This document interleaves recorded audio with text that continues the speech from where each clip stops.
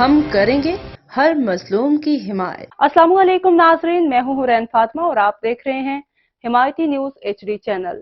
نظر ڈالتے ہیں آج کی اہم خبر پر۔ کمشنر کراچی کے بس اڈوں کو شہر سے باہر منتقل کرنے اور دن کے اوقات میں ہیوی ٹریفک پر پابندی پر سختی سے عمل درآمد کی ہدایت۔ کمشنر کراچی سید حسن نقوی کی زیر صدارت ایک اعلیٰ سطحی اجلاس منعقد ہوا، جس میں شہر کے اندر انٹر سٹی بس اڈوں کو شہر سے باہر منتقل کرنے اور ہیوی ٹریفک کے دن کے اوقات میں شہر کے اندر داخل ہونے پر پابندی پر سختی سے عمل درآمد کی ہدایت کی گئی۔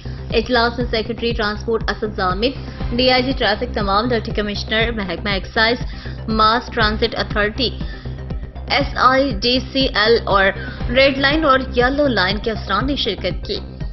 اجلاس میں بریفنگ کے دوران بتایا گیا کہ شہر کے اندر مصروف علاقوں میں بس اڈوں کی وجہ سے شہریوں کو مشکلات کا سامنا ہے اور ٹریفک دباؤ کا سامنا ہے، جس کے پیش نظر فیصلہ کیا گیا کہ شہر کے اندر غیر قانونی انٹرسٹی بس اڈوں کو ختم کیا جائے گا اور ان کے لیے شہر کے باہر انٹرسٹی بس ٹرمینلز قائم کیے جائیں گے۔